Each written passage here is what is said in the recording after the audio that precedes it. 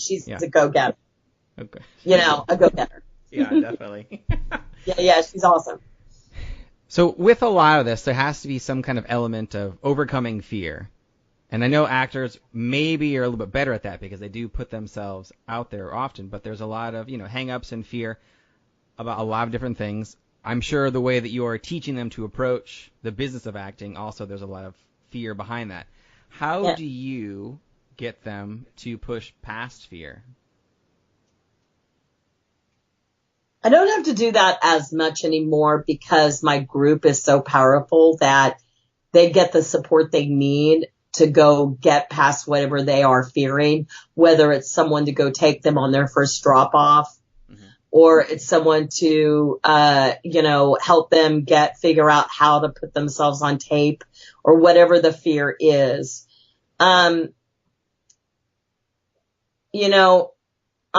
Just like anything, some people don't.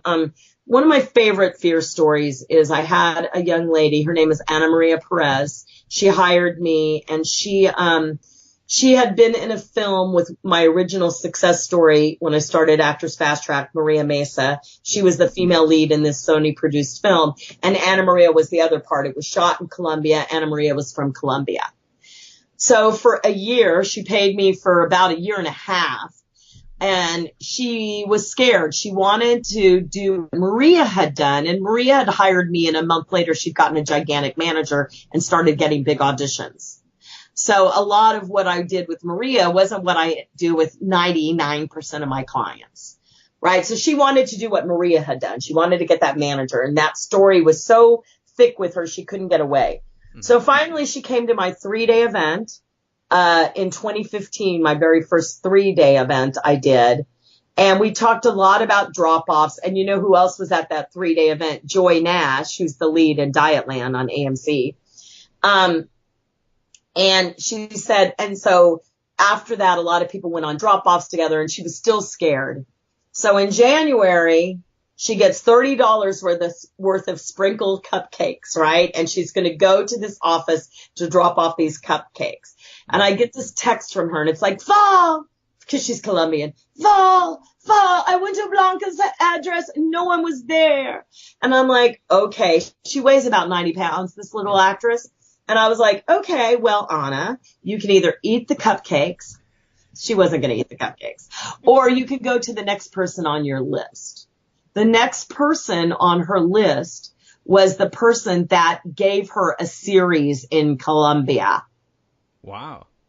Right. And so in my book, Rulebreakers, she tells that story. She says, in that moment, I sat there going, am I going to let a fear of what someone's going to say when I show up with $30 worth of sprinkled cupcakes, like you're a stupid actor? Am I going to let that fear of that happening overshadow my success of what I really want as an actor? Hell no. And so she took the cupcakes, and the cupcakes delivered for her a TV series in Colombia, which she shot the last 2 years. Yeah.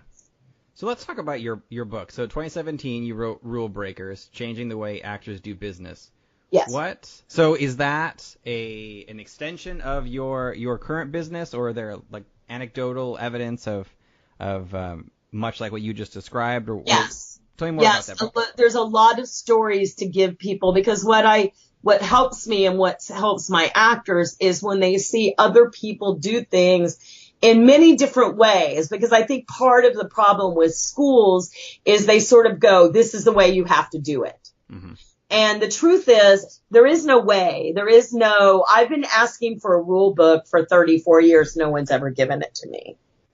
So the rules are generally made up, and it takes an actor about 6 months to get fully ensconced in a straitjacket when they go to New York or LA about everything they cannot do. So the first thing I do is say, fuck that, go break the rules. Because the people that break the rules, like every famous movie star friend I have, which is a lot because I've been a working actress for 34 years, they all have a rule breaker story. Every one of them. And yet but actors are like, oh, you're not supposed to do that. Oh, you're not supposed to do that. And I'm not, someone said, oh, they weren't actually talking about my business, but someone said there's someone out there promoting stalking casting directors. Well, first of all, I seriously doubt that. Number one, I'm not promoting stalking casting directors. What I'm promoting is that you're out there getting the customers to know who you are. Mm-hmm. And if that means taking them a gift, so be it. Gifts work very well. And so you might have a casting director in a workshop tell you, don't bring me anything. Don't send me things. Gifts don't work. Well, I beg to differ. I always want you to follow with gifts don't work, except when you brought me those brownies from Fat Witch Bakery. Those were amazing. Or except when you brought me that money tree and I started making all this money. Thank you for that money tree. Or except for when you did this, because I've had a girl say, I've had casting people say, don't send me anything. And then they send them a $5 Starbucks card and they tweet about it. Right? So, no, stalking is a frame of mind. Mm-hmm. Go see a casting director and, sales is service. Sales is service. It's absurd. They need us to do their job. That's the other thing that we've been sold down the river on, is we've been told that, we're the low man on the totem pole. We've been locked in the trunk of the car. And yet, if you look at the car as a play, commercial, TV show, or movie, there's only one person you can't drive a car without. That's us, actors. Right. So how did we get locked in the trunk of the car? That's what I want to know. Mm-hmm. And so the only thing I'm doing is letting people out. Do people have problems with that sometimes? Yes. But one of my most famous stories is 20 years ago, I did a drop-off of cookies to a famous casting director in New York who screamed at me and told me I was a piece of shit actor and stupid for bringing cookies. But the little assistant that was sitting in that office that day, 20 years ago, became a much more powerful casting director, producer, and is now currently casting me in my 5th film because of what happened that day. Yeah. Wow. Congratulations. Thank you. Because he told himself, see, I changed the way he did business because of what he saw his boss do. He was so about it that he said, I'll never do business that way. Yeah. Oh, I know you can't see me. So for you guys listening, I was like, he was mortified by this woman screaming at me. Yeah. Yeah. Well, it sounds like your book is absolutely amazing, and that just should be required reading for everybody. Yes, and I can give you a free downloadable copy. Well, how do I do that? Okay. So you text the word Rulebreakers, all one word, Rulebreakers, Rulebreakers to 38470.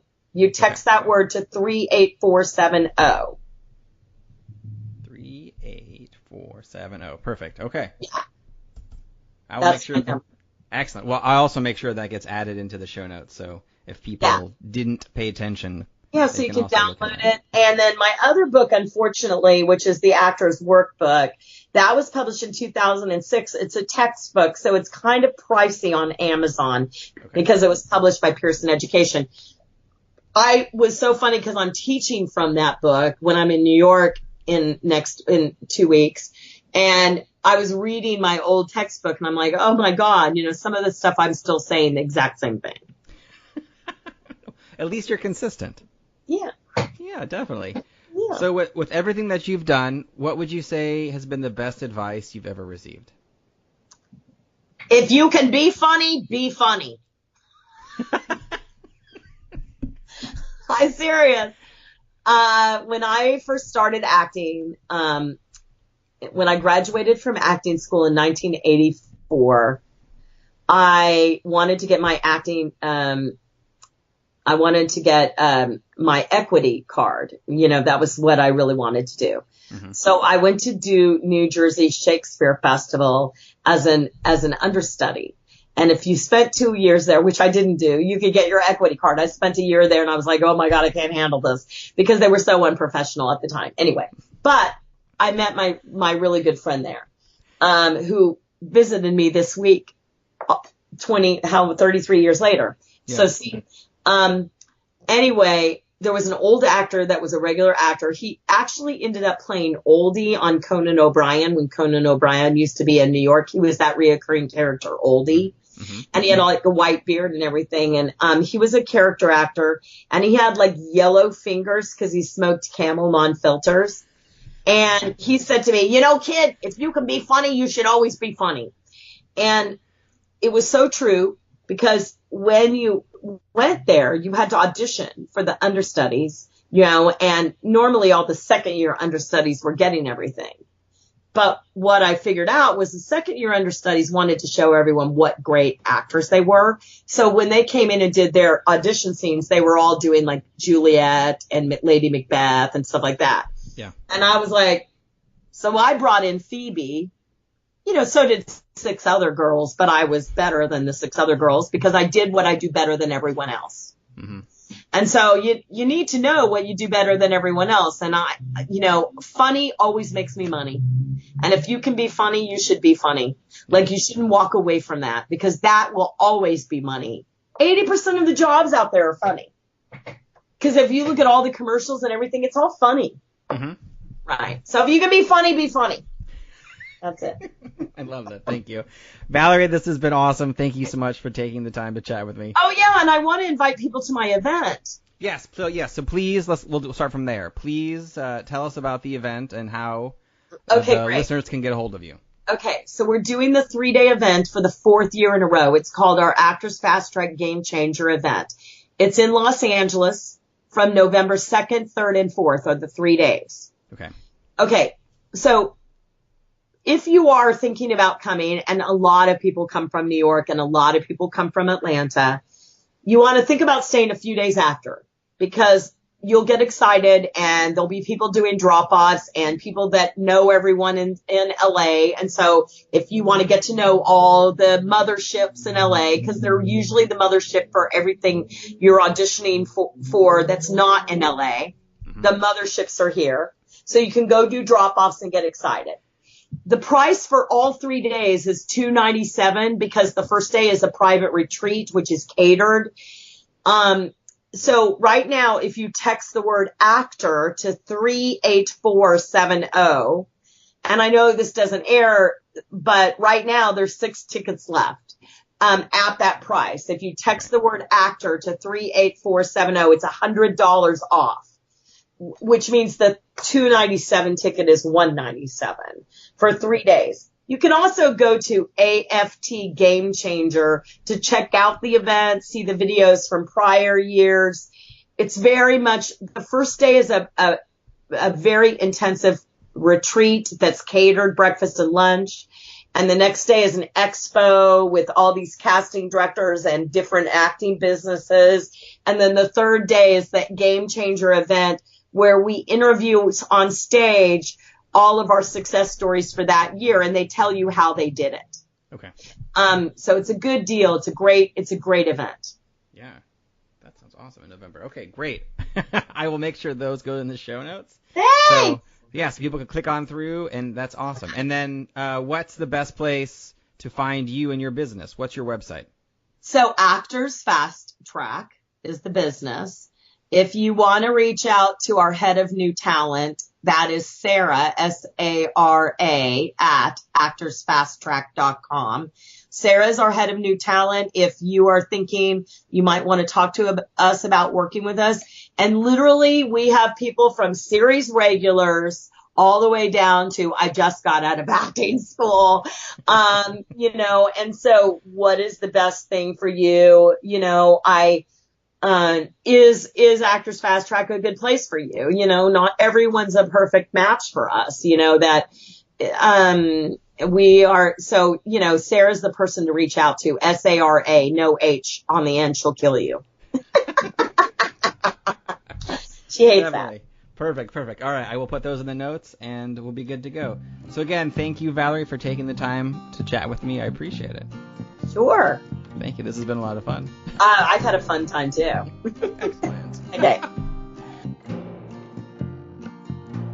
Thank you for listening to another episode of the Advance Your Art podcast. If If you like this episode, please go into iTunes and give us a 5-star rating. And while you're there, hit the subscribe button so that every single